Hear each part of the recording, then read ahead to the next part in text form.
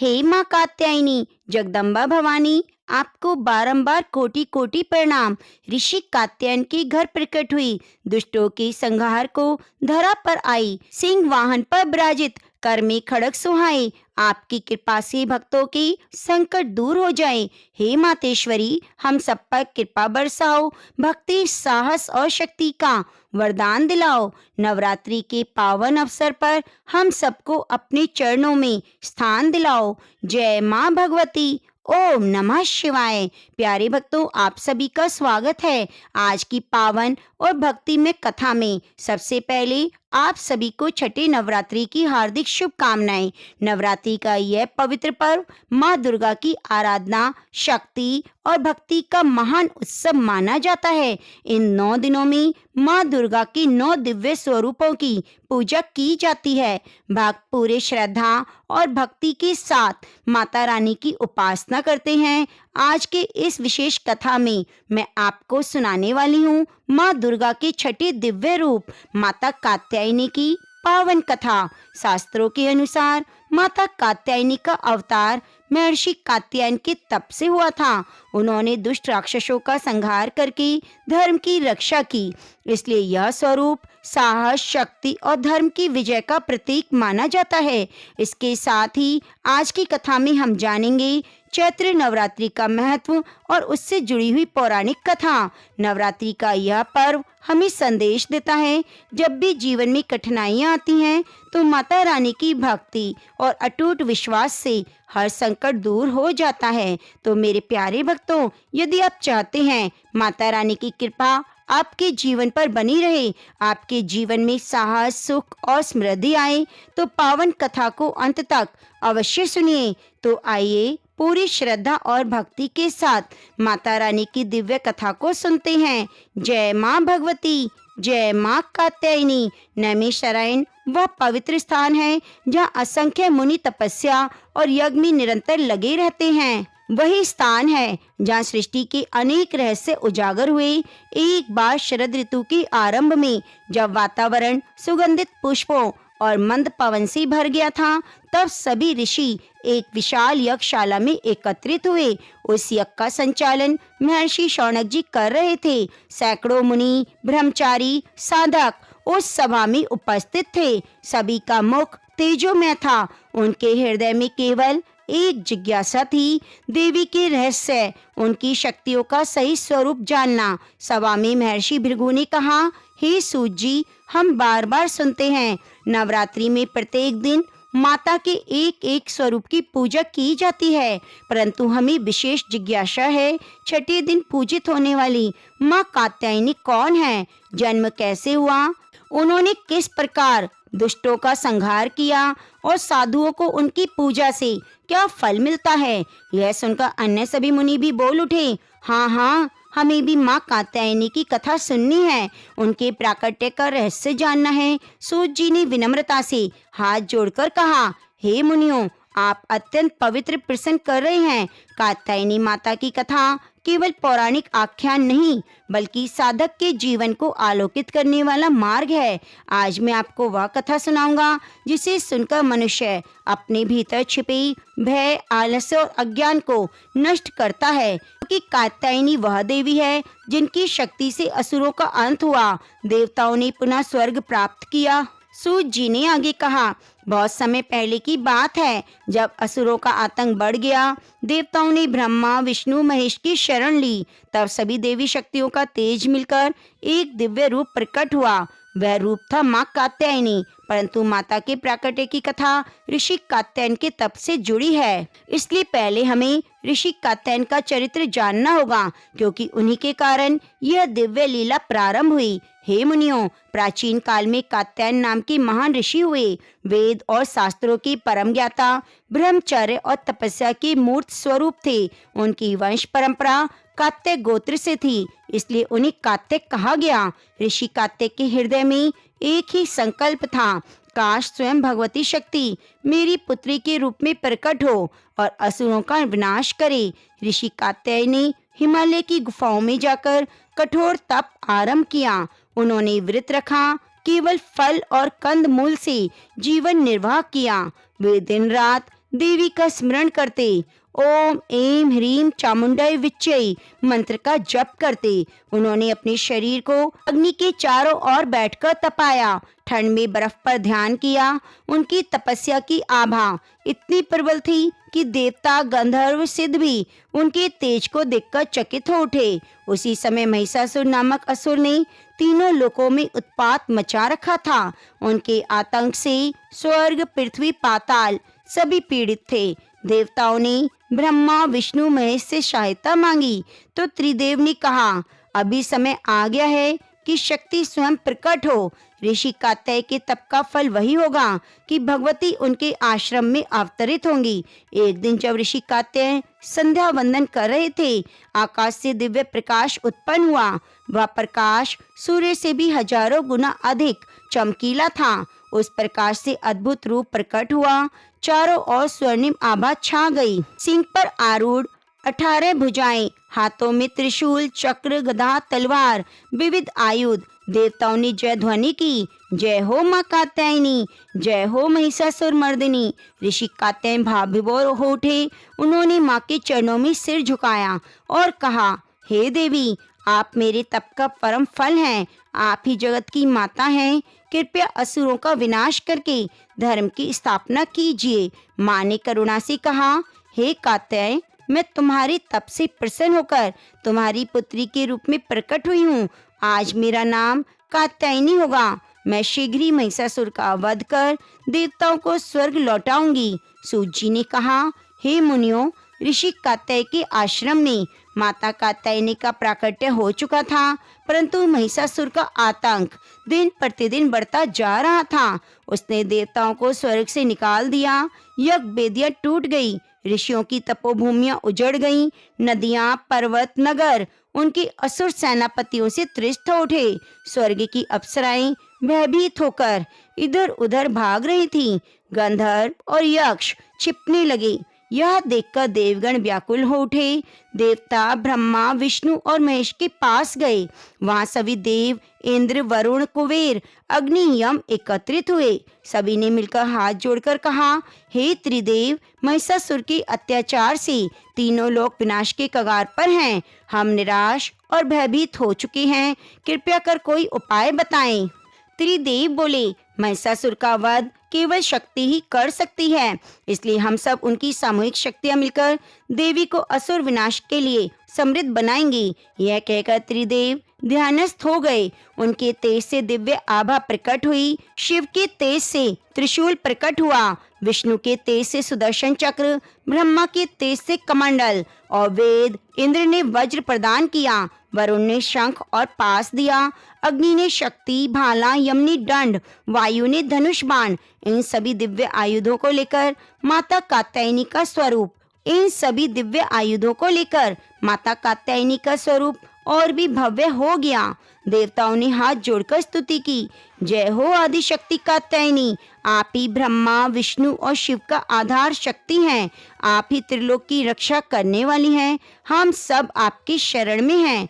कृपया कर महिषासुर का वध कर हमें भय मुक्त कीजिए। माँ ने करुणा से मुस्कुराकर कहा, हे देवगण, मैं शीघ्र ही असुरों का नाश करूंगी। तुम्हारा स्वर्ग पुनः लौटेगा। धर्म की विजय होगी, अधर्म का पतन। माँ सिंह पर आरूढ़ हुई। उनकी 18 भुजाओं में दिव्य आयुध चमक उठे। उनके नेत्र सूर्य की भांति प्रखर हो गए। उनका स्वर गगन भेदी हुआ, महिषासुर, तेरे अंत का समय आ गया। देवताओं ने आकाश से फूल बरसाए। चारों ओर जय कात्यायनी माता की ध्वनि गूंज उठी। सूत जी ने आगे कहा, हे मुनियों, महिषासुर अत्यंत बलशाली और अहंकारी था। उसने ब्रह्मा से वर प्राप्त किया। कोई देवता या पुरुष उसे ना मार सके। वह अपने सिंहासन पर बैठकर गर्व से कहता है, अब मुझे कोई रोक नहीं सकता। स्वर्ग, पृथ्वी, पाताल तीनों लोक मेरे अधीन होंगे। देवता अब मेरे दास बनकर रहेंगे। महिषासुर ने अपनी असुर सेना को आदेश दिया, यज्ञशालाएं तोड़ दो, ऋषियों की तपोभूमि उजाड़ दो, पृथ्वी से धर्म का नाम मिटा दो। असुर ने गांव जला दिए, स्त्री बच्चों को तृष्ट किया, नदियां रक्त से लाल हो गई। स्वर्ग लोक पर कब्जा कर महिषासुर ने इंद्र को अपमानित किया, देवताओं को दास बना लिया। यह देखकर देवताओं ने पुनः माँ कात्यायनी का स्मरण किया। उन्होंने प्रार्थना की, हे जगत जननी, अधर्म अपनी सीमा लांघ चुका है, अब केवल आप ही हमारा उद्धार कर सकती हैं। माँ सिंह पर सवार हुई, स्वर से गगन गूंज उठा, महिषासुर तेरा अंत समीप है, अधर्म को कभी विजय नहीं मिलेगी। महिषासुर ने देवी का सामना करने के लिए अपनी सेना भेजी। सबसे पहले चिक्रासुर और चामर नामक सेनापति आगे बढ़े। असंख्य रथ, हाथी, घोड़े संग लाए। उनके नगाड़े और शंखों से आकाश गूंज उठा। देवी ने अपने धनुष से बाणों की वर्षा की। उनके प्रत्येक बाण से असुरों के रथ चूर चूर हुए। त्रिशूल और गदा से असुर सेना भयभीत होकर भागने लगी। यह देखकर महिषासुर स्वयं रणभूमि में आया। वह कभी भैंसे का रूप लेता, कभी हाथी, कभी सिंह और कभी विशाल पर्वत जैसा हो जाता। देवी ने कहा, अरे दुष्ट, तू रूप बदलकर मुझे छल नहीं सकता। तेरे प्रत्येक रूप का अंत मेरे हाथों से होगा। तभी देवी और महिषासुर के बीच भयंकर युद्ध आरंभ हुआ। सिंह गर्जना करने लगा, पर्वत कांप उठे। देवता आकाश से देख रहे थे। हे मुनियों, जब महिषासुर स्वयं रणभूमि में आया तब चारों ओर भयानक गड़गड़ाहट गूंजने लगे। उसका रूप कभी भैंसे जैसा विशाल, कभी हाथी, कभी सिंह और कभी मनुष्य जैसा हो जाता। धरती उसके पैरों से कांप उठी। देवी सिंह पर आरूढ़ थी। उनकी 18 भुजाएं दिव्य आयुधों से सुसज्जित थी।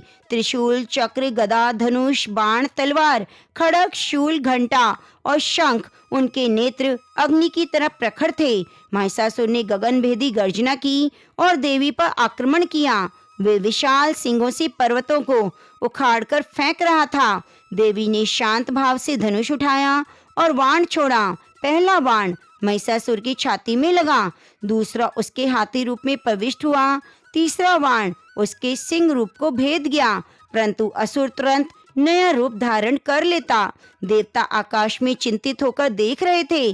देवी ने त्रिशूल से वार किया। महिषासुर ने पर्वत उठाकर देवी पर फेंका, लेकिन देवी ने चक्र से उसे चकनाचूर कर दिया। माँ ने अपना घंटा बजाया। उसकी गूंज से असुरों का हृदय कांप उठा। देवी का सिंह धाड़ा और असुर सेना भयभीत होकर भागने लगी। महिषासुर ने क्रोधित होकर गदा चलाई। देवी ने सहजता से उसे तलवार से काट डाला। युद्ध अनेक दिन तक चला। देवी कभी भाले से, कभी गदा से, कभी चक्र से प्रहार करती। महिषासुर हर बार नया रूप लेकर देवी को छलने का प्रयास करता। अंततः जब वे अपनी वास्तविक भैंसी का रूप में आया तो देवी ने कहा, अरे दुष्ट, अब तेरा अंत निश्चित है। धर्म की रक्षा के लिए आज तुझे मेरे त्रिशूल का प्रहार सहना होगा। देवी सिंह से कूदकर महिषासुर की पीठ पर चढ़ गई। उन्होंने उसका सर पकड़ा और त्रिशूल सीधा उसकी छाती में भोंक दिया। महिषासुर ने अंतिम बार गर्जना की। धरती पर गिर पड़ा। उसका शरीर पर्वत जैसा लग रहा था। देवताओं ने आकाश से फूल बरसाए। ढोल नगाड़े बज उठे। सभी ने एक स्वर में जयघोष किया, जय हो महिषासुर मर्दिनी, जय हो माँ कात्यायनी। सूत जी ने आगे कहा, हे मुनियों, जब महिषासुर का वध हुआ, जब तीनों लोकों में हर्ष की लहर दौड़ गई, स्वर्गलोक, पृथ्वीलोक, पाताल लोक, सभी स्थानों पर धर्म का प्रकाश पुनः प्रकट हुआ। इंद्र, वरुण, अग्नि, यम, कुबेर और अन्य देवतागण आकाश से उतरकर रणभूमि में आए। उनके मुख पर प्रसन्नता, आंखों में कृतज्ञता थी। उन्होंने माँ कात्यायनी के चरणों में प्रणाम किया और कहा, जय हो महिषासुर मर्दिनी, आपके बिना हम सब निराश और असहाय थे। आपने हमारे स्वर्ग को पुनः लौटाया। आप ही जगत की आधार शक्ति हैं। देवताओं ने एक स्वर में स्तुति गाई, हे जगत जननी, आप ही सृष्टि की उत्पत्ति, पालन और संहार का कारण हैं। आप ही ब्रह्मा, विष्णु और शिव की शक्ति हैं। जब अधर्म बढ़ता है तब आप ही धर्म की रक्षा हेतु अवतरित होती हैं। आपके हाथों में आयुध केवल शस्त्र नहीं, बल्कि धर्म, न्याय और सत्य का प्रतीक हैं। आपका सिंह साहस और निर्भीकता का प्रतीक है। हे माता कात्यायनी, हम सब आपकी शरण में हैं। कृपया कर हमें सदैव धर्म के मार्ग पर चलने की प्रेरणा दें। माँ कात्यायनी ने करुणा से मुस्कुराते हुए कहा, हे देवतागण, चिंता मत करो। जब जब अधर्म बढ़ेगा, धर्म संकट में पड़ेगा, तब तब मैं विभिन्न रूपों में प्रकट होकर रक्षा करूंगी। जो भी साधक श्रद्धा और भक्ति से मेरी उपासना करेगा, उसके जीवन से भय और संकट दूर हो जाएंगे। साहस, विजय और आनंद की प्राप्ति होगी। देवताओं ने पुनः माता को प्रणाम किया। इंद्र ने स्वर्ग का सिंहासन पुनः पाया। गंधर्वों ने गीत गाए, अप्सराओं ने नृत्य किया, ऋषियों ने वेद पाठ और यज्ञ किए। धरती पर धर्म और शांति स्थापित हो गई। सभी प्राणी एक स्वर में कहते थे, जय हो माँ कात्यायनी, आपकी कृपा से हम भय मुक्त हुए। हे मुनियों, महिषासुर वध के बाद जब देवताओं ने माँ की स्तुति की, तब उन्होंने उनके दिव्य स्वरूप का अद्भुत दर्शन पाया। वह स्वरूप इतना अलौकिक और तेजस्वी था कि साधारण नेत्र उसे सहन नहीं कर सकते थे। माँ सिंह पर आरूढ़ थी। उनकी आभा सूर्य से सहस्त्र गुना अधिक और चंद्रमा से लाखों गुना शीतल प्रतीत होती। उनके नेत्र कमल दल के समान थे, किंतु युद्ध काल में अग्नि के समान प्रखर माँ की 18 भुजाएं थीं। हर भुजा में एक दिव्य आयुध शोभा पा रहा था। त्रिशूल, सुदर्शन चक्र, गदा, धनुष, बाण, तलवार, खड़ग, घंटा, शंख, कमंडल, वरदहस्त्र। माँ के वस्त्र रक्त वर्ण के थे, जो वीर रस और शक्ति का प्रतीक हैं। गले में खिले हुए कमलों की माला थी, जिसमें शांति और सौंदर्य था। उनके माथे पर अर्धचंद्र विराजित था, जिससे उनके स्वरूप में चंद्रमा की शीतलता झलकती थी। उनके कानों में सुंदर झूमर लटक रहे थे। मुस्कान करुणा से भरी थी। सूत जी ने कहा, हे मुनियों, माँ का स्वरूप केवल बाहरी रूप से नहीं देखना चाहिए। उनकी 18 भुजाएं यह सिखाती हैं कि साधु को जीवन में अनेक गुण धारण करने चाहिए। साहस, धैर्य, करुणा, न्याय, विवेक, विनम्रता, पराक्रम, भक्ति और ज्ञान। उनका सिंह यह सिखाता है कि साधक को अपने भीतर के भय और आलस पर विजय पाकर सिंह जैसी निर्भीकता प्राप्त करनी चाहिए। उनका त्रिशूल यह सिखाता है कि मनुष्य को अपने मन, वचन, क्रम तीनों को शुद्ध रखना चाहिए। देवताओं ने कहा, हे माता, आपके स्वरूप का दर्शन करने से हमारे हृदय में भय मिट गया। हमें अनुभव हो रहा है, आप केवल युद्ध की देवी ही नहीं, बल्कि करुणा और मातृ देव की भी मूर्ति हैं। आप ही शरणागत की रक्षा करने वाली धर्म की आधारशिला हैं। सूत जी ने आगे कहा, हे मुनियों, नवरात्रि के छठे दिन माता कात्यायनी की पूजा का विधान है। इस दिन साधक श्रद्धा और भक्ति से आराधना करता है तो असाधारण शक्ति, साहस और आत्मबल की प्राप्ति होती है। कहते हैं, स्थिति पर की गई उपासना से विवाह में आने वाली बाधाएं दूर हो जाती हैं। व्रत का नियम है, प्रातःकाल स्नान कर स्वच्छ वस्त्र धारण करें, पूजा स्थल को गंगा जल से शुद्ध करें, माँ कात्यायनी का चित्र स्थापित करें, लाल वस्त्र, लाल फूल और चंदन से पूजन करें, धूप, दीप, नैवेद्य, पुष्प अर्पित करें, ओम ऐं ह्रीं कात्यायनी नमः मंत्र का जप करें। पूजन के लिए विशेष रूप से सामग्री रखनी चाहिए, जैसे लाल कमल, गुलाब का फूल, शहद, गुड़ का नैवेद्य, हल्दी और सिंदूर, केले और अनार, फल, घी, दीपक। कन्याओं का पूजन इस दिन अत्यंत फलदायी होता है। कहते हैं, 9 वर्ष से कम आयु की बालिकाओं को भोजन कराना और उनका आशीर्वाद लेना माँ कात्यायनी की सीधी कृपा प्राप्त कराता है। जो स्त्री और कन्याएं विवाह की इच्छा रखती हैं, यदि वे श्रद्धा पूर्वक इस व्रत को करती हैं, तो उन्हें जीवन साथी सुख प्राप्त होता है। कहा जाता है, इस दिन साधक को ध्यान में माँ का स्पष्ट रूप से अनुभव होता है। कभी वे अपने भीतर से एक तेजस्वी प्रकाश दिखता है, तो कभी हृदय में अद्भुत साहस और निर्भीकता अनुभव करता है। यह माँ की कृपा का प्रत्यक्ष प्रमाण है। हे मुनियों, द्वापर युग में जब कृष्ण भगवान ब्रिज में बाल्यक काल में अपना जीवन व्यतीत कर रहे थे, तब वहाँ की गोपियाँ अनेक रूप और गुणों पर मोहित थी। वे मन ही मन यह चाहती थीं कि श्री कृष्ण उनके पति बने। गोपियां जानती थी यह इच्छा सामान्य पूजा से पूरी नहीं होगी, इसलिए उन्होंने माँ कात्यायनी का स्मरण किया। ब्रिज की पवित्र यमुना तट पर कार्तिक मास में गोपियां प्रतिदिन स्नान करने जाती। वे मिट्टी का उपटन लगाकर अपने शरीर को शुद्ध करती, यमुना में स्नान कर जल की अंजलि से माता को प्रणाम करती, फिर रेत से ही माता कात्यायनी की मूर्ति बनाकर पूजा करती। वे केवल दूध दही फल खाकर व्रत का पालन करती। पूजन के समय वे मिलकर प्रार्थना करती, हे माँ कात्यायनी, हम सब आपका आश्रय लेती हैं। हे माँ कात्यायनी, हम सब मिलकर आपका आश्रय लेती हैं। हमारी एक ही मनोकामना है, श्री कृष्ण हमारे पति हों, हमें यही व्रत प्रदान कीजिए।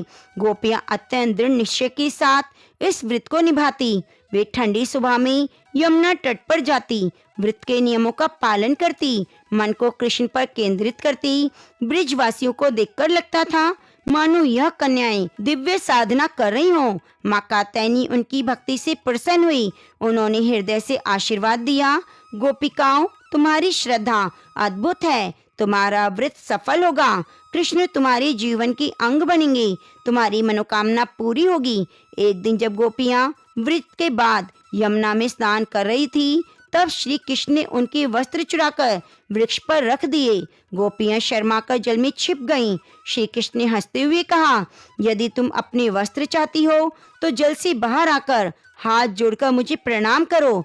गोपियों ने लज्जा के साथ आज्ञा का पालन किया। श्री कृष्ण ने उन्हें आशीर्वाद देते हुए कहा, तुम्हारा व्रत सफल हुआ, मैं अवश्य ही तुम्हारे हृदय का प्रिय बनूंगा, तुम सब मुझ में आत्मिक रूप से जुड़ जाओगी। इस प्रकार गोपियों का कात्यायनी व्रत सफल हुआ। सूत जी ने कथा सुनाते हुए आगे कहा, हे मुनियों, माँ कात्यायनी की अनेक नाम हैं।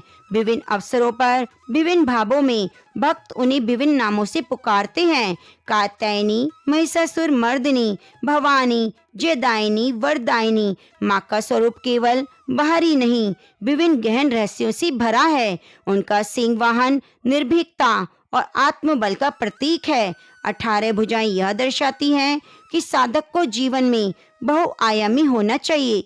उनके हाथों में आयुध पाप, अधर्म और अज्ञान को नष्ट करने वाले साधन हैं। उनका लाल वस्त्र शक्ति, साहस और पराक्रम का प्रतीक है। उनकी मंद मुस्कान करुणा, शांति, मातृत्व की मूर्ति है। माँ कात्यायनी की अनेक अद्भुत शक्तियां हैं। भय नाशनी शक्ति, मनोवांछित फलदायिनी शक्ति, साहस प्रदायिनी शक्ति, आध्यात्मिक शक्ति। कहा गया है, साधक यदि छठे दिन प्रातःकाल ध्यान करता है, माँ का यह स्वरूप हृदय में धारण करता है, तो सिंह पर आरूढ़ 18 भुजाओं वाली लाल वस्त्र धारण किए, हाथों में दिव्य आयुध लिए हुए माँ उनके सभी भय नष्ट कर देती है। मन में अपार शक्ति का संचार होता है। देवताओं ने कहा, हे माँ कात्यायनी, आप केवल युद्ध की देवी नहीं, बल्कि ज्ञान, शांति और करुणा की भी मूर्ति हैं। आपके नाम मात्र के उच्चारण से हमारे पाप मिट जाते हैं। आपके स्वरूप का ध्यान करने से साधु को संसार सागर से पार होने की शक्ति मिलती है।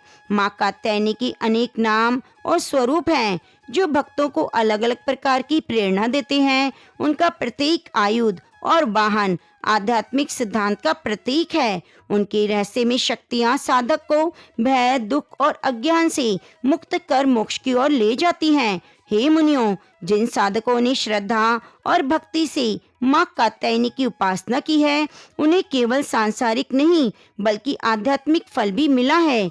उनकी उपासना साधक के जीवन को भयमुक्त, सुखमय और धन्य बनाती है। माँ की कृपा से साधक को अनेक प्रकार के भौतिक लाभ मिलते हैं। भय निवारण, विवाह में सफलता, धन, समृद्धि, रोग निवारण, शत्रु पर विजय। साधक का केवल सांसारिक नहीं बल्कि उच्च आध्यात्मिक फल भी प्राप्त होते हैं।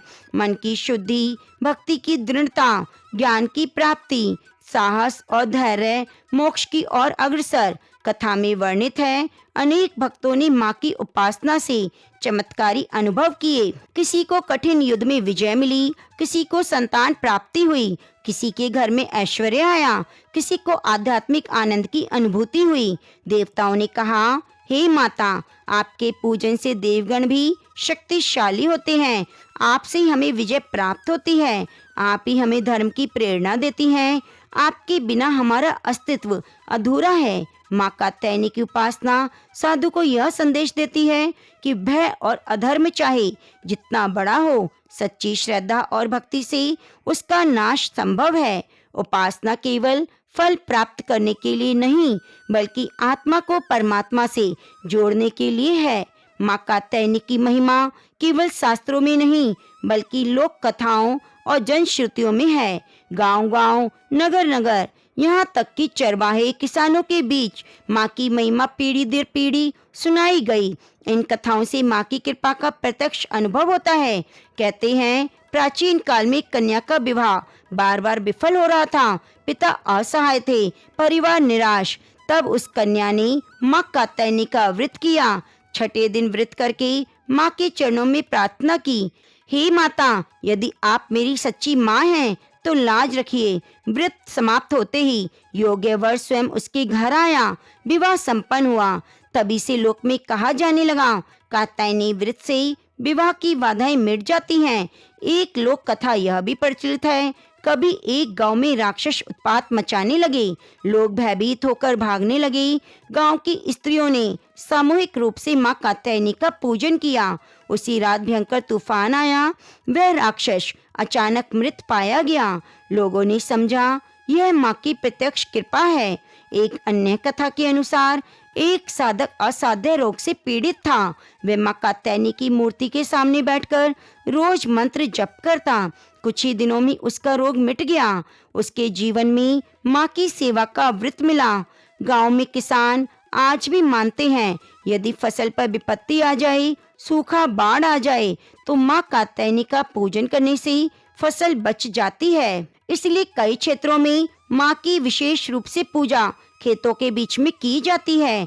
इन लोक कथाओं से स्पष्ट होता है, माँ केवल स्वर्ग और देवताओं की नहीं, बल्कि सामान्य मनुष्यों की भी रक्षक है। जो भी सच्चे मन से माँ को पुकारता है, उसकी माँ स्वयं रक्षा करती है। माँ की कृपा से सबका अंत होता है। जय माँ भगवती। बहुत प्राचीन समय की बात है, जब धरती पर धर्म का प्रकाश धीरे धीरे कम होने लगा और धर्म का प्रकाश फैल गया। मनुष्य अपने कर्तव्यों को भूलने लगे। लालच, क्रोध, अहंकार ने लोगों के हृदय को घेर लिया। राजा प्रजा की रक्षा की बजाय अपने सुखों में डूबे रहते। गरीबों की पुकार सुनने वाला कोई नहीं था। ऐसे समय में भारतवर्ष में एक छोटा सा राज्य था, चंद्रपुर। चंद्रपुर के राजा थे धर्मसेन। राजा धर्मसेन बहुत न्यायप्रिय और धर्मात्मा थे। वे हर सुबह सुबह सूर्य उदय से उठकर माता भगवती की पूजा करते। उनकी रानी महारानी पद्मावती भी बहुत धर्मशील थी। दोनों पति पत्नी का जीवन सुखी था, लेकिन उनके जीवन में एक दुख था, उनकी संतान नहीं थी। हर दिन रानी माँ भगवती की प्रार्थना करती, हे जगत जननी, यदि आप कृपा हो जाए तो हमारे जीवन में भी संतान का सुख आ जाए। राजा रानी ने कई यज्ञ किए, कई तीर्थ यात्राएं की, कई संतों का आशीर्वाद लिया, लेकिन संतान का सुख उन्हें प्राप्त नहीं हुआ। एक दिन राज्य में महान संत आए। उनका नाम था महर्षि वेदानंद। उनके तेज से पूरा राज्य प्रकाशमान हो गया। राजा धर्मसेन ने उनका बहुत आदर सत्कार किया। महर्षि ने राजा की ओर देखा, मुस्कुराते हुए कहा, राजन, तुम्हारे मन में जो पीड़ा है वह मुझसे छिपी नहीं। राजा की आंखों में आंसू आ गए। उन्होंने कहा, गुरुदेव, मेरे पास सब है, लेकिन संतान नहीं। मेरे बाद राज्य की रक्षा कौन करेगा? महर्षि वेदानंद कुछ क्षण के लिए ध्यान में लीन हो गए। फिर उन्होंने कहा, राजन, आने वाले चैत्र मास की नवरात्रि का पावन पर्व आने वाला है। यदि तुम और तुम्हारी रानी पूरे विधि विधान से नवरात्रि व्रत रखेंगे, माँ दुर्गा की सच्चे मन से आराधना करेंगे, तो माँ अवश्य प्रसन्न होगी। राजा रानी के हृदय में आशा की किरण जाग उठी। उन्होंने उसी क्षण निश्चय कर लिया, इस बार हम पूरे राज्य में चैत्र नवरात्रि का महान उत्सव मनाएंगे। राजा ने घोषणा करवा दी, चैत्र नवरात्रि की 9 दिनों तक पूरे राज्य में माँ भगवती की पूजा होगी। कोई भी गरीब भूखा नहीं रहेगा। हर मंदिर में दीप जलेंगे, भजन गाए जाएंगे। पूरा राज्य आनंद से भर गया। लोगों ने अपने घरों को सजाना शुरू कर दिया, मंदिरों में घंटियां बजने लगी। फिर वह पावन दिन आया, नवरात्रि का पहला दिन। सुबह सुबह पूरे राज्य में शंखनाद हुआ। राजा रानी ने महल के मंदिर में कलश की स्थापना की। पंडितों ने वेद मंत्रों का उच्चारण किया। राजा रानी ने हाथ जोड़कर माँ भगवती से प्रार्थना की, हे माँ दुर्गा, यदि हमने सच्चे मन से आपकी आराधना की है तो हमें कृपा का आशीर्वाद दें। उसी क्षण मंदिर में अद्भुत चमत्कार हुआ। माँ दुर्गा की प्रतिमा से तेज प्रकाश निकलने लगा। पूरा मंदिर दिव्य प्रकाश से भर गया। राजा रानी हैरान हो गई। तभी एक दिव्य स्वर सुनाई दिया, राजा धर्मसेन, तुम्हारी भक्ति से मैं प्रसन्न हूँ। राजा रानी तुरंत भूमि पर प्रणाम करते हैं। दिव्य स्वर फिर गूंजा, तुम्हारे घर एक ऐसी पुत्री जन्म लेगी जो मेरे ही अंग से उत्पन्न होगी। वह केवल तुम्हारे राज्य की नहीं, पूरी धरती के लिए कल्याण का कारण बनेगी। राजा और रानी की आंखों से खुशी के आंसू बहने लगे। लेकिन माँ दुर्गा की वाणी आगे बोली, लेकिन याद रखना, उस बालिका का जीवन साधारण नहीं होगा। उसके जीवन में कई परीक्षाएं आएंगी। एक भयंकर दानव से उसका सामना होगा। मंदिर में फिर से शांति छा गई। प्रकाश धीरे धीरे समाप्त हुआ। राजा रानी समझ गए, यह माँ भगवती का आशीर्वाद है। नवरात्रि के 9 दिनों तक पूरे राज्य में भक्ति का वातावरण रहा। भजन, कीर्तन, हवन, कन्या पूजन। और ठीक नवरात्रि के कुछ महीनों बाद महल में एक सुंदर कन्या का जन्म हुआ। उस कन्या का नाम रखा गया देवयानी। लेकिन किसी को यह पता नहीं था कि बालिका भविष्य में एक दानव का अंत करेगी, जिसे देवता भी भयभीत थे। यही बालिका आगे चलकर चैत्र नवरात्रि की सबसे महान कथा का कारण भी बनेगी। नवरात्रि के पावन दिनों में कुछ महीनों के बाद चंद्रपुर के राजमहल में अद्भुत घटना घटी। उस दिन आकाश बहुत शांत था। सूर्य की किरणें मानो धरती को आशीर्वाद दे रही थी। महल में वेद मंत्रों की ध्वनि गूंज रही थी। महारानी पद्मावती को प्रसव पीड़ा शुरू हुई। महल के सभी लोग चिंतित थे, उत्साहित थे। राजा धर्मसेन महल के मंदिर में बैठकर माँ भगवती से प्रार्थना कर रहे थे। बार बार कह रहे थे, हे जगत जननी, आपने जो वरदान दिया उसे सफल कीजिए। कुछ समय के बाद पूरे महल में मधुर शिशु रुदन की आवाज आई। महल की दासियां खुशी से चिल्ला उठी, महाराज, पुत्री हुई है, कन्या ने जन्म लिया है।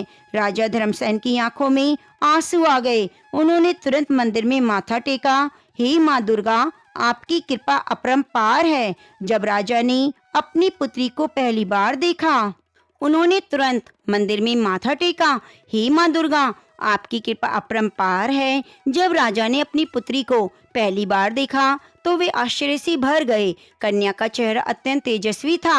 आंखों में एक दिव्य चमक थी। ऐसा लग रहा था जैसे कोई साधारण बालिका नहीं, बल्कि स्वयं देवी का अंश है।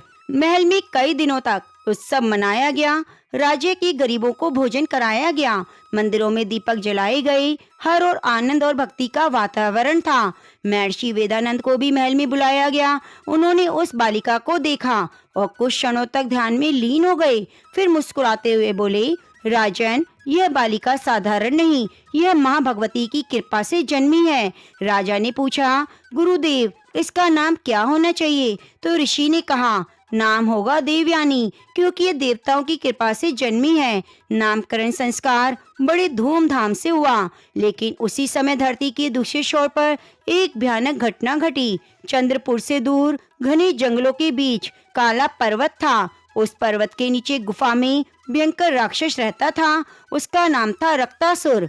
रक्तासुर बहुत क्रूर और शक्तिशाली था। वह चाहता था उसे ऐसा वरदान मिले जिसे पूरे संसार पर राज्य कर सके। कई वर्षों तक उसने कठोर तप किया। उसकी तपस्या से तीनों लोकों में हलचल मच गई। अंततः ब्रह्मांड की सृष्टि करता भगवान ब्रह्मा उसकी तपस्या से प्रसन्न हुए, उसके सामने प्रकट हुए और ब्रह्मा जी ने कहा, रक्तासुर, मैं तुम्हारी तपस्या से प्रसन्न हूँ, मांगो क्या वरदान चाहिए। रक्तासुर की आंखों में घमंड चमक उठा। उसने कहा, मुझे ऐसा वरदान दीजिए कि मुझे कोई भी देवता या दानव मनुष्य मार ना सके।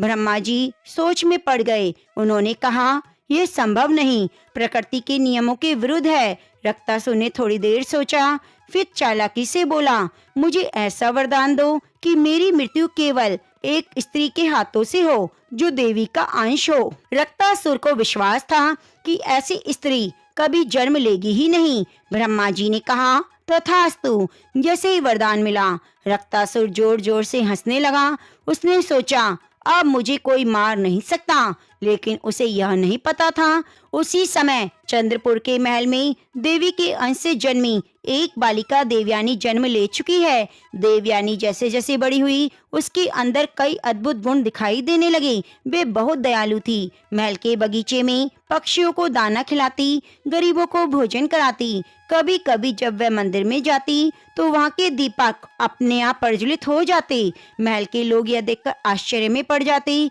एक दिन देवयानी केवल 5 वर्ष की थी। वे महल के बगीचे में खेल रही थी। तभी एक जहरीला सांप वहाँ आ गया। सभी दासियां डर गई, लेकिन देवयानी नहीं डरी। मुस्कुराकर उस सांप के पास गई, कहने लगी, तुम यहाँ क्यों आए हो? जंगल में चले जाओ। आश्चर्य की बात, सांप तुरंत वहाँ से चला गया। यह देखकर सब लोग समझ गए कि बालिका सचमुच में दिव्य है। दूसरी ओर रक्तासुर का आतंक दिन प्रतिदिन बढ़ता जा रहा था। उसने कई राज्यों पर आक्रमण किया, गांव जलाए, लोगों को बंदी बनाया। देवता भी परेशान हो गए। इंद्रदेव ने सभा बुलाई। देवताओं ने कहा, यदि रक्तासुर को नहीं रोका गया तो वह तीनों लोकों पर अधिकार कर लेगा। तभी नारद मुनि वहाँ आए। उन्होंने कहा, उसका अंत निश्चित है। देवताओं ने आश्चर्य से पूछा, कैसे? नारद मुनि मुस्कुराए, बोले, धरती पर एक कन्या जन्म ले चुकी है जो देवी का अंश है। देवता समझ गए, समय आने पर वही कन्या इस दानव का अंत करेगी। लेकिन अभी देवयानी छोटी बालिका थी। उसे यह नहीं पता था कि उसके जीवन का उद्देश्य क्या है। उधर रक्तासुर की शक्ति लगातार बढ़ती जा रही थी। जल्दी उसका आतंक चंद्रपुर तक पहुंचने वाला था। तभी शुरू होने वाली थी चैत्र नवरात्रि की सबसे महान लीला। चारों ओर सुख शांति थी। लोग खुश थे। हर दिन मंदिरों में माँ भगवती की आराधना होती। राजकुमारी देवयानी धीरे धीरे बड़ी हो रही थी। उसका स्वभाव बहुत कोमल और दयालु था। वह हमेशा गरीबों और जरूरतमंदों की मदद करती। राजमहल के पास एक बड़ा सा बगीचा था। देवयानी को वहीं खेलना बहुत पसंद था। वह अक्सर वहां बैठकर पक्षियों से बातें करती, हिरणों को सहलाती, फूलों से खेलती रहती। महल के लोग कहते थे, राजकुमारी के पास कोई अद्भुत शक्ति है। जानवर भी उनसे डरते नहीं, बल्कि उनसे प्रेम करते हैं। एक दिन देवयानी बगीचे में बैठी थी। अचानक तेज हवा चलने लगी। आकाश में काले बादल छा गए। महल के पहरेदार घबराकर दौड़ते हुए आए। उन्होंने राजा धर्मसेन से कहा, महाराज, भयंकर समाचार है। राजा ने पूछा, क्या हुआ? सैनिकों ने कहा, रक्तासुर नाम का एक भयानक राक्षस कई राज्य नष्ट कर चुका है। अब उसकी सेना हमारे राज्य की ओर बढ़ रही है। राजा यह सुनकर गंभीर हो गए। तुरंत सभा बुलाई। राज्य के मंत्री, सेनापति, विद्वान वहाँ एकत्रित हुए। सेनापति ने कहा, महाराज, रक्तासुर बहुत शक्तिशाली है। कहा जाता है ऐसा वरदान मिला है कि कोई भी देवता या मनुष्य उसे मार नहीं सकता। सभा में सन्नाटा छा गया। राजा धर्मसेन ने गहरी सांस ली, लेकिन हम डर कर बैठ नहीं सकते। हमें अपने राज्य और प्रजा की रक्षा तो करनी होगी। राजा ने सेना को युद्ध की तैयारी का आदेश दिया। उधर रक्तासुर की सेना तेजी से चंद्रपुर की ओर बढ़ रही थी। जहाँ जहाँ से गुजरता वह विनाश छोड़ जाता। गांव जल जाते, लोग भय से कांपने लगते। कुछ ही दिनों में चंद्रपुर राज्य की सीमा पर युद्ध छिड़ गया। राजा धर्मसेन की सेना ने बहादुरी से लड़ाई की, लेकिन रक्तासुर की शक्ति बहुत अधिक थी। उसकी गर्जना से सैनिक डर जाते। जब भी वह अपनी गदा घुमाता, कई सैनिक दूर जा गिरते। धीरे धीरे युद्ध की स्थिति गंभीर होती जा रही थी। राजमहल में महारानी पद्मावती बहुत चिंतित थी। उन्होंने मंदिर में जाकर माँ दुर्गा से प्रार्थना की, हे माँ, मेरे पति, मेरे राज्य की रक्षा कीजिए। उसी समय छोटी देवयानी भी मंदिर में आ गई। उसने देखा माँ रो रही है। देवयानी ने पूछा, माँ, आप क्यों रो रही हैं? महारानी ने गले लगा लिया और कहा, बेटी एक भयानक राक्षस हमारे राज्य पर आक्रमण करने आया है। देवयानी कुछ क्षण शांत रही, फिर उसने माँ दुर्गा की प्रतिमा की ओर देखा। उनकी आंखों में अचानक एक अजीब सी चमक आ गई। बोली, माता चिंता मत कीजिए, माँ भगवती हमारी रक्षा करेंगी। उसकी आवाज में इतना विश्वास था कि महारानी को भी आश्चर्य हुआ। उधर युद्ध के मैदान में रक्तासुर जोर जोर से हंस रहा था। वह चिल्लाया, कोई है जो मेरा सामना कर सके? राजा धर्मसेन ने तलवार उठाई, उसकी ओर बढ़े। दोनों के बीच भयंकर युद्ध हुआ, लेकिन रक्तासुर की शक्ति बहुत अधिक थी। उसने अपनी गदा से ऐसा प्रहार किया कि राजा धर्मसेन घायल होकर गिर पड़े। सैनिक घबरा गए। उसी समय महल में बैठी देवयानी अचानक बेचैन हो उठी। उसने ऐसा लगा जैसे किसी को इसकी सहायता की जरूरत है। वे तुरंत मंदिर में गई। माँ दुर्गा की प्रतिमा के सामने खड़ी होकर आंखें बंद की, प्रार्थना की और प्रार्थना की, हे माँ, यदि मैं सच में आपका अंश हूँ तो मेरे पिता और मेरे राज्य की रक्षा कीजिए। जैसे उसने यह कहा, मंदिर में अद्भुत प्रकाश फैल गया।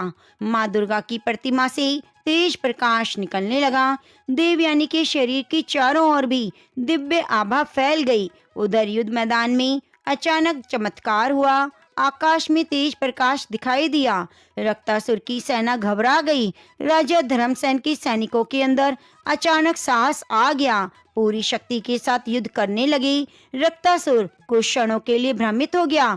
उसे समझ नहीं आया यह शक्ति कहाँ से आई, लेकिन बहुत क्रोधित हुआ। उसने गर्जना की, जो मेरे रास्ते में आएगा मैं नष्ट कर दूंगा। उसे अभी यह नहीं पता था कि उसके विनाश का कारण चंद्रपुर की एक छोटी बालिका बनने वाली है। उसी रात देवताओं की सभा में नारद मुनि मुस्कुरा रहे थे। इंद्रदेव ने पूछा, नारद मुनि आप क्यों हंस रहे हैं? नारद मुनि ने कहा, क्योंकि समय आ गया है, माँ भगवती की लीला आरंभ हो चुकी है। देवताओं ने पूछा, क्या रक्तासुर का अंत निकट है? नारद मुनि ने कहा, हाँ, लेकिन अभी कई घटनाएं होना बाकी है। देवयानी अभी धीरे धीरे अपनी शक्तियों को पहचानेगी और जब चैत्र नवरात्रि का पावन समय आएगा तभी माँ दुर्गा की शक्ति उसके माध्यम से प्रकट होगी। देवता यह सुनकर प्रसन्न हो गए। उन्हें विश्वास हो गया कि जल्दी रक्तासुर का अंत होगा, लेकिन अभी धरती पर संघर्ष जारी था। रक्तासुर का क्रोध दिन प्रतिदिन बढ़ता गया। युद्ध का वह दिन चंद्रपुर के इतिहास का सबसे कठिन दिन बन गया। राजा धर्मसेन घायल थे, लेकिन लगातार युद्ध कर रहे थे। लेकिन रक्तासुर की शक्ति कम होने का नाम नहीं ले रही थी। रक्तासुर की आंखों में क्रोध की आग जल रही थी। वह गर्जना करते हुए बोला, आज मैं पूरे राज्य को नष्ट कर दूंगा, कोई मुझे रोक नहीं सकता। उसकी आवाज इतनी भयानक थी कि दूर दूर तक धरती कांप उठी। उधर राजमहल में छोटी देवयानी बेचैन हो रही थी। उसे बार बार ऐसा महसूस हो रहा था जैसे कोई उसे पुकार रहा हो। वह धीरे धीरे महल की मंदिर की ओर चल पड़ी। मंदिर में गहरा सन्नाटा छा गया। दीपक की लौ धीरे धीरे जल रही थी। देवयानी माँ दुर्गा की प्रतिमा के सामने जाकर खड़ी हो गई। उसने अपनी आंखें बंद की, हाथ जोड़कर प्रार्थना करने लगी, हे माँ भगवती, यदि मैं सच में आपका अंश हूँ तो मुझे बताएं, मुझे क्या करना चाहिए? मेरे पिता, मेरे राज्य में संकट है। कुछ ही क्षणों के बाद मंदिर में अद्भुत चमत्कार हुआ। दीपक की लौ तेज हो गई। मंदिर के चारों ओर दिव्य प्रकाश फैल गया। देवयानी ने धीरे धीरे अपनी आंखें खोली। जो उसने देखा उसे देखकर वह आश्चर्य से भर गई। माँ दुर्गा की प्रतिमा से तेज प्रकाश निकल रहा था। उस प्रकाश के बीच दिव्य स्वर गूंजा। देवयानी देवयानी ने तुरंत सर झुका दिया। माँ दुर्गा की मधुर लेकिन शक्तिशाली आवाज सुनाई दी, डरो मत पुत्री, तुम्हारा जन्म इसी उद्देश्य के लिए हुआ है। देवयानी ने आश्चर्य से पूछा, माँ क्या सच में मैं आपकी पुत्री हूँ? माँ दुर्गा ने कहा, तुम मेरे अंश से जन्मी हो। समय आने पर तुम्हें भयानक दानव का अंत करना है। देवयानी कुछ क्षणों के लिए चुप हो गई। फिर उसने धीरे से पूछा, माँ क्या वह दानव रक्तासुर है? माँ दुर्गा ने कहा, हाँ वही है। उसे ऐसा वरदान मिला है कि कोई देवता या मनुष्य उसे मार नहीं सकता। लेकिन वह भूल गया, जो एक स्त्री देवी का अंश है उसका अंत कर सकती है। देवयानी समझ गई। उसका जीवन साधारण नहीं, लेकिन वह भी छोटी बालिका थी। उसने डरते हुए पूछा, माँ क्या सच में मैं इतना बड़ा काम कर पाऊंगी? माँ दुर्गा की आवाज प्रेम से भर गई, जब समय आएगा मैं स्वयं तुम्हारे साथ रहूंगी। मंदिर का प्रकाश धीरे धीरे शांत हुआ, लेकिन अब देवयानी के मन में कोई भय नहीं था। उधर युद्ध के मैदान में रक्तासुर का क्रोध बढ़ता जा रहा था। उसने अपनी सेना को आदेश दिया, चंद्रपुर की सेना को खत्म कर दो। राक्षसों की सेना ने भयानक हमला किया। राजा धर्मसेन के सैनिक बहादुरी से लड़ रहे थे, लेकिन उनकी संख्या कम थी। कुछ समय में रक्तासुर महल की ओर बढ़ने लगा। उसकी सेना के कदमों से धरती कांप रही थी। चंद्रपुर के लोग डरकर अपने घरों में छिप गए। महल के पहरेदारों ने तुरंत दरवाजे बंद कर दिए। महारानी पद्मावती घबराई हुई थी। उन्होंने देवयानी को अपने पास बुला लिया। बेटी क्या हुआ? लेकिन देवयानी अब पहले जैसी नहीं थी।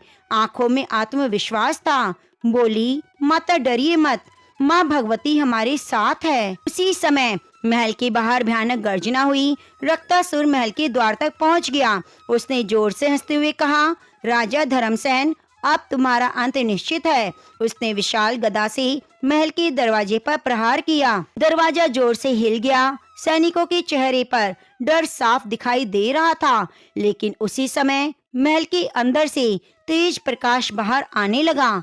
देवयानी धीरे धीरे मंदिर की ओर बढ़ी। माँ दुर्गा की प्रतिमा के सामने खड़ी हो गई।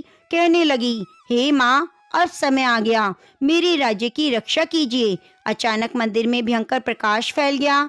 महल के ऊपर आकाश में बिजली चमकने लगी। रक्तासुर कुछ क्षणों के लिए रुक गया। उसे ऐसा लगा जैसे कोई अदृश्य शक्ति उसका रास्ता रोक रही है। वह क्रोध से चिल्लाया, कौन है जो मुझे रोक रहा है? उसे अभी तक यह नहीं पता था कि उसका सामना जल्द ही एक छोटी बालिका से होने वाला है। वही बालिका आगे चलकर चैत्र नवरात्रि की सबसे महान देवी लीला का कारण बनेगी। चंद्रपुर के राजमहल के बाहर भयानक युद्ध का वातावरण था। आकाश में काले बादल छा गए। तेज हवाएं चलने लगी। बिजली चमक रही थी। रक्तासुर अपनी विशाल सेना के साथ महल के द्वार के सामने खड़ा था। उसकी आंखों में क्रोध की आग जल रही थी। जोर से गर्जना करते हुए बोला, राजा धर्मसेन, अब तुम्हें कोई नहीं बचा सकता। उसने अपनी विशाल गदा उठाई। महल के दरवाजे पर जोरदार प्रहार किया। दरवाजा जोर से हिल गया। महल के सैनिक डर से कांप उठे। उधर मंदिर के अंदर छोटी देवयानी माँ दुर्गा की प्रतिमा के सामने खड़ी थी। उसने आंखें बंद की, गहरी सांस ली। मन में केवल एक विचार था, मुझे अपने राज्य और माता पिता की रक्षा करनी है। जिसने संकल्प लिया, मंदिर के अंदर एक अद्भुत प्रकाश फैल गया। दीपक की लौ तेज हो गई। माँ दुर्गा की प्रतिमा से दिव्य आभा निकली। देवयानी के शरीर के चारों ओर तेज प्रकाश फैल गया। उसने मन में शक्ति का अनुभव होने लगा। उसे ऐसा लगा जैसे माँ भगवती स्वयं उसके भीतर जाग रही है। उसी समय माँ दुर्गा की दिव्य आवाज गूंजी, देवयानी समय आ गया। देवयानी ने आंखें खोली। माँ मुझे क्या करना होगा? माँ दुर्गा ने कहा, डरो मत, मैं तुम्हारे साथ हूँ, तुम्हारे भीतर मेरी शक्ति है। इतना कहते ही मंदिर में तेज प्रकाश फैला। देवयानी के हाथों में चमकती हुई तलवार प्रकट हुई। उस तलवार से प्रकाश निकल रहा था। देवयानी हैरान हो गई। माँ दुर्गा की आवाज सुनाई दी, ये शक्ति तलवार है, यह तुम्हें उस दानव से लड़ने की शक्ति देगी। देवयानी अब बिल्कुल डर नहीं रही थी। उसके चेहरे पर साहस दिखाई दे रहा था। धीरे धीरे मंदिर से बाहर निकलने लगी। उधर महल के बाहर रक्तासुर लगातार प्रहार कर रहा था। महल का दरवाजा टूटने वाला था। तभी अचानक दरवाजा अपने आप खुल गया। रक्तासुर जोर जोर से हंसा, अच्छा हुआ, अब मैं इस महल को राख बना दूंगा। लेकिन वह जैसे ही अंदर गया, रुक गया। उसने सामने एक छोटी बालिका देखी। वह बालिका कोई और नहीं, देवयानी थी। रक्तासुर जोर से हंसा, क्या तुम लोग बच्चों को मेरे सामने भेजने लगे हो? देवयानी बिल्कुल शांत खड़ी रही। उसने दृढ़ आवाज में कहा, रक्तासुर, अब तुम्हारा आतंक समाप्त होने वाला है। रक्तासुर की आंखों में क्रोध चमक उठा। रक्तासुर की आंखों में क्रोध चमक उठा कि तुम मुझे धमकी दे रही हो। उसने अपनी विशाल गदा उठाई, देवयानी की ओर बढ़ा। जैसे देवयानी के पास पहुंचा, अचानक तेज प्रकाश फैल गया। देवयानी के चारों ओर आभा आ गई। उसकी आंखों में तेज चमक रही थी। उसकी आंखें तेज चमक रही थी। रक्तासुर कुछ क्षणों के लिए चौंक गया। उसे ब्रह्मा का दिया हुआ वरदान याद आया। मन ही मन सोचा, क्या यही वह देवी का अंश है? लेकिन उसका अहंकार बहुत बड़ा था। वह जोर से गरजा, चाहे तुम कोई भी हो, मैं तुम्हें छोड़ूंगा नहीं। उसने पूरी शक्ति से अपनी गदा देवयानी की ओर फेंकी, लेकिन जैसे ही गदा उसके पास पहुंची, हवा में रुक गई, फिर अचानक जमीन पर गिर गई। रक्तासुर हैरान रह गया। देवयानी धीरे से अपनी तलवार उठाई। उसकी आवाज शांत की, लेकिन दृढ़ थी। मैं तुम्हें आखिरी मौका देती हूँ, अपने पापों का त्याग करो, इस राज्य को छोड़कर चले जाओ। रक्तासुर जोर से हंस पड़ा। मैं कभी हार नहीं मानूंगा। उसने फिर से हमला किया। देवयानी तैयार थी। उसने अपनी शक्ति तलवार उठाई। तलवार से एक तेज प्रकाश निकला। उसी क्षण युद्ध शुरू हो गया। लेकिन वह युद्ध एक बालिका और दानव के बीच नहीं था, धर्म और अधर्म के बीच का युद्ध था। अंतिम निर्णय अभी बाकी था। चंद्रमपुर के राजमहल के आंगन में अद्भुत दृश्य था। एक और विशाल भयानक दानव रक्तासुर, जिसकी ऊंचाई पर्वत के समान थी, उसकी आंखों से ज्वाला निकल रही थी। दूसरी ओर छोटी बालिका देवयानी, लेकिन उस समय यह कोई साधारण बालिका नहीं लग रही थी। उसके चारों ओर दिव्य प्रकाश था। उसके हाथों में शक्ति तलवार थी। राजा धर्मसेन, महारानी पद्मावती, सभी सैनिक यह दृश्य देखकर आश्चर्य में हो गए। उन्हें विश्वास नहीं हो रहा था, यह छोटी राजकुमारी है। रक्तासुर क्रोध से गरजा, मैं तुम्हें अभी समाप्त कर दूंगा। उसने अपनी विशाल गदा उठाई, पूरी शक्ति से देवयानी की ओर प्रहार किया, लेकिन देवयानी ने बिजली की गति से अपनी तलवार उठाई और दोनों हथियार टकराए। इतनी जोर की आवाज हुई कि महल की दीवारें तक कांप गई। रक्तासुर को पहली बार महसूस हुआ, यह कोई साधारण बालिका नहीं। वह क्रोधित हुआ और प्रहार किया। उनकी गति इतनी तेज थी कि राक्षसों की सेना हैरान हो गई। उसी समय आकाश में अद्भुत घटना हुई। देवताओं की सभा में इंद्रदेव, नारद मुनि, अन्य देवता यह युद्ध देख रहे थे। इंद्रदेव ने कहा, यह बालिका सचमुच देवी का अंश है। नारद मुनि मुस्कुराए, कहने लगे, केवल शुरुआत है, अभी माँ भगवती पूरी लीला करेगी। उधर युद्ध और भयानक हुआ। रक्तासुर ने पूरी शक्ति से जोरदार प्रहार किया। गदा जमीन पर लगी, धरती फट गई, लेकिन सैनिक डरकर पीछे हट गए। देवयानी बिल्कुल शांत थी, आंखें बंद की, मन ही मन माँ दुर्गा का स्तवन किया। हे माँ, मुझे शक्ति दीजिए। उसी क्षण तलवार से तेज प्रकाश निकलने लगा। उसकी आंखों में दिव्य चमक उठ गई। रक्तासुर ने फिर हमला किया। देवयानी ने इतनी तेजी से वार किया कि गदा के दो टुकड़े हो गए। यह देखकर पूरा महल आश्चर्य से भर गया। रक्तासुर पहली बार डर गया, लेकिन अहंकार अभी भी खत्म नहीं हो रहा था। वह जोर से चिल्लाया, मैं अभी अपनी असली शक्ति दिखाता हूँ। उसने अपनी भयानक मायावी शक्तियों का प्रयोग किया। कुछ ही क्षणों में आकाश काला हो गया। चारों ओर भयानक तूफान आ गया। अचानक उसके सामने सैकड़ों रक्तासुर दिखाई देने लगे। ये उसकी माया थी। महल के सैनिक घबरा गए। उन्हें समझ नहीं आया असली रक्तासुर कौन है। देवयानी शांत खड़ी रही। उसी माँ दुर्गा की आवाज सुनाई दी, डरो मत, सत्य हमेशा माया को नष्ट कर देता है। देवयानी ने तलवार को आकाश की ओर उठाया, जोर से बोली, जय माँ दुर्गा। जैसी उसने यह कहा, तलवार के एक तेज से प्रकाश निकला। प्रकाश से पूरे आकाश में फैल गया और अगले क्षण में रक्तासुर की सारी मायावी प्रतिमाएं गायब हो गई। असली रक्तासुर सामने खड़ा था। वह क्रोध और भय दोनों से कांप रहा था। उसे समझ आ गया, यह बालिका सचमुच देवी का अंश है। लेकिन अब बहुत देर हो चुकी थी। देवयानी ने दृढ़ आवाज में कहा, रक्तासुर, तुम्हारे पापों का अंत निश्चित है।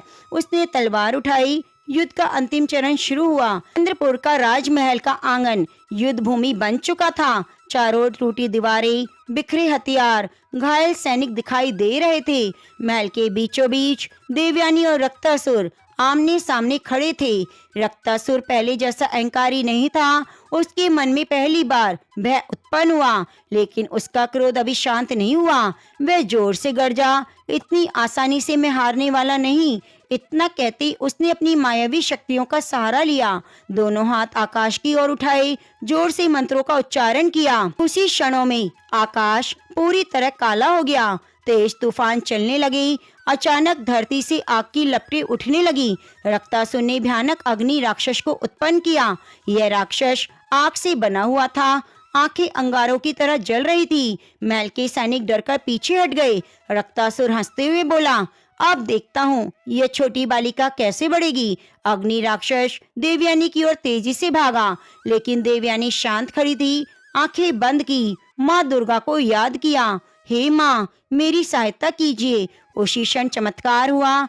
आकाश से दिव्य प्रकाश धरती पर उतरने लगा। वह प्रकाश इतना तेज था कि कुछ क्षणों के लिए सभी की आंखें बंद हो गई। फिर उस प्रकाश के बीच दिव्य रूप दिखाई देने लगा। वह स्वयं माँ दुर्गा थी। 10 हाथ में दिव्य अस्त्र। उनके सिंह की गर्जना से पूरी धरती कांप उठी। देवताओं ने पुष्प वर्षा की। राजा धर्मसेन, महारानी पद्मावती तुरंत भूमि पर झुक गए। सभी लोग एक साथ बोले, जय माँ दुर्गा, जय माँ भवानी। माँ दुर्गा ने देवयानी को प्रेम से देखा। उनकी आवाज मधुर लेकिन शक्तिशाली थी। पुत्री, तुमने बहुत साहस दिखाया। देवयानी ने सर झुकाया। माँ, आपकी कृपा के बिना कुछ नहीं कर सकती। माँ दुर्गा मुस्कुराई, अब समय आ गया दानव का अंत हो। रक्तासुर यह दृश्य देखकर कांप उठा। उसे ब्रह्मा जी का वरदान याद आ गया। उसने घबराकर कहा, नहीं, यह संभव नहीं। लेकिन अब निश्चिंत था अंत उसका। माँ दुर्गा ने अपने त्रिशूल को उठाया। उसी समय देवयानी की शक्ति तलवार तेज प्रकाश से चमक उठी। माँ दुर्गा ने कहा, देवयानी, ये अंतिम प्रहार तुम्हें करना है। देवयानी ने साहस के साथ तलवार उठाई और रक्तासुर की ओर दौड़ी। रक्तासुर ने भी अंतिम प्रयास किया, लेकिन शक्ति समाप्त हो चुकी थी। देवयानी की तलवार बिजली की तरह चमकी। अगले क्षण रक्तासुर का अंत हो गया। भयानक गर्जना के साथ धरती पर गिर पड़ा। उसी क्षण आकाश में दिव्य प्रकाश फैल गया। देवताओं ने पुष्पों की वर्षा की। इंद्रदेव ने कहा, धर्म की विजय हुई। नारद मुनि मुस्कुराते हुए बोले, यह माँ भगवती की लीला थी। माँ दुर्गा ने देवयानी के सर पर हाथ रखा। पुत्री, तुमने अपना कर्तव्य पूरा किया। तुम्हारी कथा युगों युगों तक सुनाई जाएगी। ये कहते ही माँ दुर्गा का दिव्य रूप धीरे धीरे आकाश में विलीन हो गया। पूरा राज्य खुशी से झूम उठा। उस दिन से हर वर्ष चैत्र नवरात्रि को माँ दुर्गा की विशेष पूजा की जाने लगी। लोग 9 दिन तक उपवास रखते, भजन गाते, माँ भगवती की आराधना करते। अंतिम दिन कन्या पूजन किया जाता, क्योंकि लोगों का विश्वास हो गया हर कन्या में माँ दुर्गा का अंश है। जिस महल के आंगन में कुछ समय पहले भयानक युद्ध हो रहा था, वहाँ खुशियाँ और भक्ति का वातावरण फैल गया। आकाश से देवताओं ने पुष्प वर्षा की। राजा धर्मसेन और महारानी पद्मावती अपनी पुत्री देवयानी को देखकर भावुक हो गए। उन्होंने तुरंत गले लगाया। महारानी की आंखों से आंसू बह निकले। कहने लगी, बेटी, आज तुमने केवल माता पिता की नहीं, पूरे राज्य की रक्षा की है। राजा धर्मसेन ने भी कहा, आज से चंद्रपुर की हर प्रजा तुम्हें देवी का रूप मानेगी। जय माँ दुर्गा, जय माँ भवानी। यह कथा हमें सिखाती है, जब भी संसार में अधर्म बढ़ता है तो माँ भगवती किसी न किसी रूप में प्रकट होकर भक्तों की रक्षा अवश्य करती है। इसीलिए कहा जाता है, या देवी सर्वभूतेषु माँ शक्ति रूपेण संस्थिता। नमस्तस्यै नमस्तस्यै नमस्तस्यै नमो नमः। प्रिय भक्तजनों, अगर आपको माँ भगवती की पावन कथा पसंद आई है तो कथा को लाइक जरूर कीजिएगा। कमेंट में सच्चे मन से लिखें, जय माँ भगवती, जय माँ भवानी। साथ ही अगर आप माँ भगवती की चमत्कारी कथाएं सुनना चाहते हैं तो चैनल को सब्सक्राइब करके बगल में बनी घंटी को दबाना ना भूलें।